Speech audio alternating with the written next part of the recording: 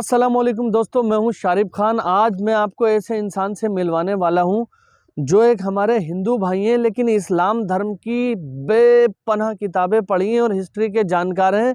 जी हां, जाने माने अवध ओझा सर, इकरा आईएएस एकेडमी के प्रोफेसर। ये आपको इस्लाम के बारे में कुछ बताएंगे। ये कुछ उन मेरे हिंदू भाइयों को बताएंगे जो लोग आज तक इस्लाम को गलत समझते हैं या उनके दिमाग में गलत धारणा भर दी गई है। तो चलिए शुरू करते हैं इस मोटिवेशनल स्पीकर से। ये दुनिया के टॉप लोगों में जाने जाते हैं, जो दुनिया के टॉप लोग हैं। बहुत बड़े हिस्ट्री के पास्ट के जानकार हैं, इतिहास के। मुगलों से लेकर के और आज के मुसलमान तक की पूरी हिस्ट्री इन्हें पता है। तो चलिए इनसे शुरुआत करते हैं। और आज जिस भाई को जो भी इस्लाम को लेकर, मुसलमान को लेकर डाउट है, वो सब क्लियर हो जाएगा इंशाअल्लाह ताला। तो चलिए शुरू करते हैं। वीडियो बहुत बेहतरीन है, आखिर तक देखना। आंख बंद करके बगुले की तरह बैठे हुए हैं। तुम लोग कहते हो भारत माता तो मेरी माँ नहीं है।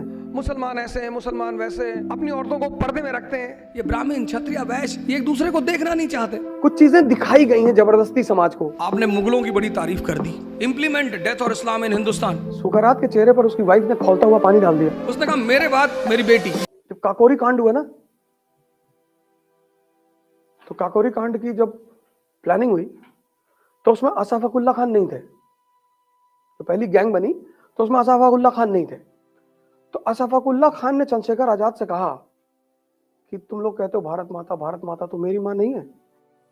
बड़ा मार्मिक प्रसंग है ये। तो उन्होंने चंद्रशेखर आजाद से कहा कि मेरी माँ नहीं है, आज कह दो मेरी माँ नहीं है, और अगर है तो मुझको जाने दो, और अगर है तो मुझको जाने दो।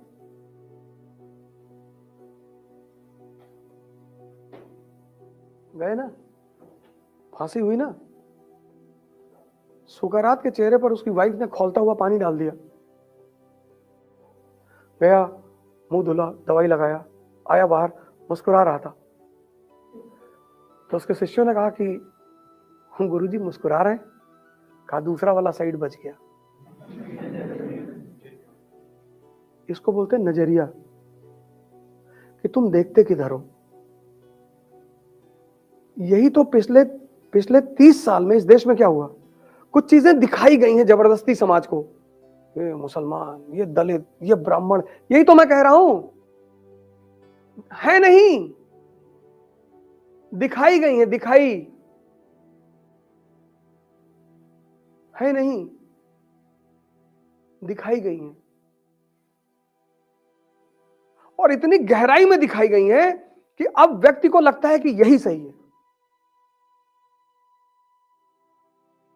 जलालुद्दीन मंगबरानी, ये सब नाम नोट कर लेना। मुसलमान हिंदुस्तान की सरजमी पर आता है, इल्तुतमिश से कहता है कि मुझे शरण दे दो चंगेज खान के खिलाफ। उसने कहा नहीं, धर्म का राजनीति से कोई रिश्ता नहीं होता। कर लेना, किताब में पढ़ाना छोड़ देंगे अगर सही नहीं होगा तो। पहला सुल्तान है दिल्ली का इल्तुतमिश। मौलाना आए, बोले हिंदुस्तान पे लगा दो कानून, इस्लाम या मौत। उसका गुरु था कुतुबुद्दीन बख्तियार काकी, सूफी था, उससे मिलने गया। यार ये मौलाना कह रहे हैं इस्लाम या डेथ का नारा दे दो। तो सूफी ने कहा ये तुम्हारा जो क्राउन है कितने का है? कहा 5 करोड़ का।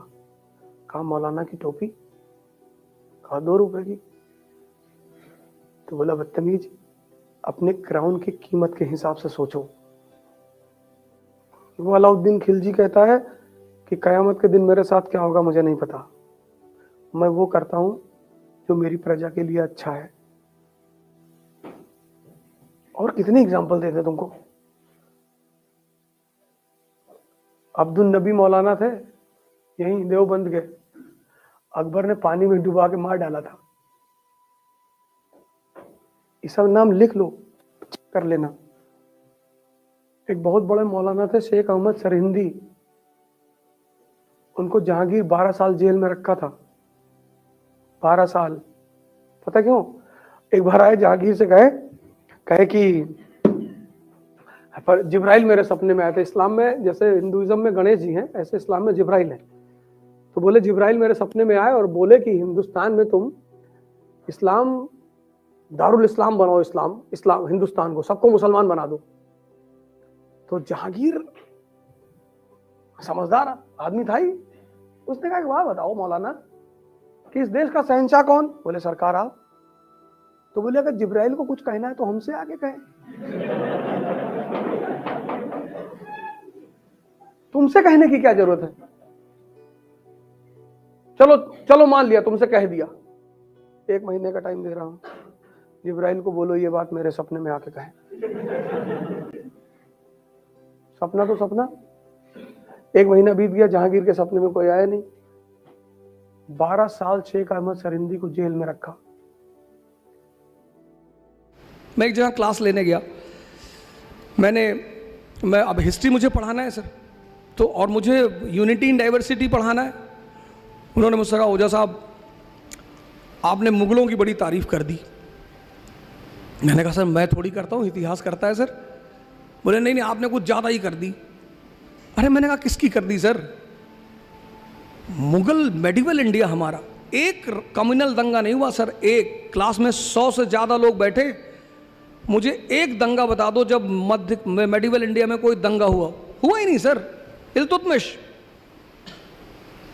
मौलानाओं का एक डेलीगेशन उससे मिलने के लिए आता है, इम्प्लीमेंट डेथ और इस्लाम इन हिंदुस्तान। उसका गुरु है कुतुबुद्दीन बख्तियार काकी। आप दिल्ली जाओगे तो देखोगे कुतुब मीनार, वो उसी की है, काकी साहब के नाम पे है, सूफी आदमी। कुतुबुद्दीन ऐबक मिलने गया काकी से, कहा कि सर ये हमारे जो धार्मिक लीडर हैं ये ऐसा ऐसा कह रहे हैं। उसने पूछा कि ये जो क्राउन रखे हो उस सर पे कितने का? कहा 5 करोड़ का। कहा ठीक। और मौलाना साहब? बोले 10 रुपए का। तो एक कांस्टेबल भी कैप पहनता है, एक सब इंस्पेक्टर भी पहनता है, एसपीसीटी भी पहनता है, लेकिन हर कैप की एक वैल्यू है सर। वो वैल्यू उसकी थॉट प्रोसेस को डिफाइन करती है। संत अलग है सर, उनको बीच में मत लाइएगा, वो तो कुछ नहीं पहनते। उसने कहा तो तू 5 करोड़ के हिसाब से सोच, 98% नॉन मुस्लिम, हम 2%, हम इन पे शासन कर रहे हैं। क्यों? क्योंकि ये डिवाइडेड है, ये ब्राह्मण क्षत्रिय वैश्य ये एक दूसरे को देखना नहीं चाहते। यही हमारी ताकत है। अगर तुमने इनके धर्म पे हाथ रखा, ये 98 एक हो जाएंगे, और अगर ये 98 एक हो गए, मैं तो कन्वर्ट हो जाऊंगा। मैं तो यूनिटी ऑफ गॉड में बिलीव करता हूं। सर दास था वो स्लेव। इल्तुतमिश का जीवन स्लेव से शुरू हुआ सर। उसकी बेटी, 50 बेटे थे सर, 50। ग्वालियर में बीमार हो गया वो। उसने अपने बेटों को खत लिखा कि आओ मेरी मदद करो। कोई नहीं गया कि मान लो अब्बा वहां मर गए तो यहां दूसरा भाई कब्जा कर लेगा। उसकी बेटी गई सर, रजिया। उसने कमांड ली अपने हाथ में, ग्वालियर के राजा को हराया सर, ग्वालियर पे कब्जा किया। उसने ग्वालियर में अपनी बेटी का राज्याभिषेक कर दिया। 13वीं शताब्दी का मुसलमान। उसने ग्वालियर में, उसने कहा मेरे बाद मेरी बेटी। जैसे मैं एक बड़ा छोटा सा एग्जांपल लेता हूं कि वेस्ट जो है, यूरोप बहुत कहता है कि मुसलमान ऐसे हैं, मुसलमान वैसे हैं, और मुसलमान अपनी औरतों को सप्रेस करते हैं, अपनी औरतों को पर्दे में रखते हैं। तो पता है उससे पीछे उनका मोटिव क्या है? सबसे बड़ी जो वेस्ट की इंडस्ट्री है वो लिकर इंडस्ट्री और कॉस्मेटिक इंडस्ट्री है। कॉस्मेटिक। अब अगर कोई लड़की बुर्का पहनेगी तो कॉस्मेटिक का ज्यादा इस्तेमाल नहीं करेगी, तो नुकसान किसका?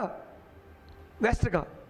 तो अब सीधे तो कह नहीं सकते कि यार तुम हमारा नुकसान करा रहे हो, तो बेइज्जती करेंगे। जब तुम किसी चीज पे किसी की बेइज्जती करते हो तो 99% उसे छोड़ना चाहता है। तुम पढ़ते हो दिन भर, स्ट्रेस में हो, प्रेशर में हो, तो तुम्हें उस प्रेशर को रिलीज करना है ना। तो तुमने मेडिटेशन पे बैठ गए, योगा किया, भस्त्रिका। स्ट्रेस रिलीज करने का सबसे प्यारा जो योगा है दैट इज भस्त्रिका।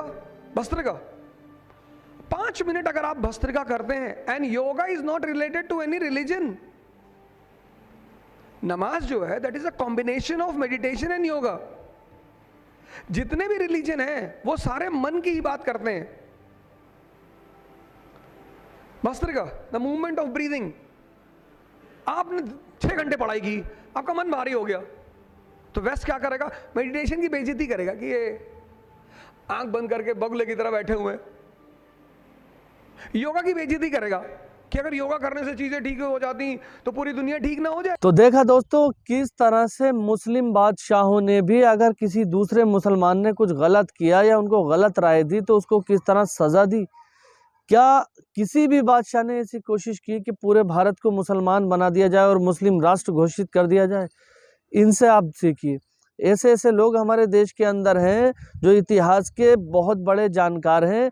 अगर आपको कुछ पता करना है, कुछ पूछना है तो इन जैसे लोगों से पूछिए, ना कि उन चार चवन्नी छाप लोगों से जो गली नुक्कड़ पे बैठ करके इस्लाम को गालियां देते हैं, इस्लाम धर्म की मजाक बनाते हैं या लोगों के मन में एक अजीब धारणा भरने का काम करते हैं।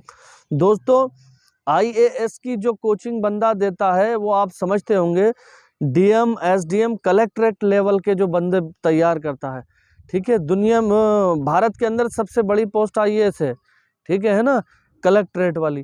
तो उस लेवल के बंदे जो तैयार करता है उसका अपना दिमाग कैसा होगा, कितना जानकार होगा, ये आप भली भांति जानते। फिर मिलूंगा एक नई वीडियो के साथ, तब तक दुआओं में याद रखना। अल्लाह हाफिज। अपना और अपनों का ख्याल रखें।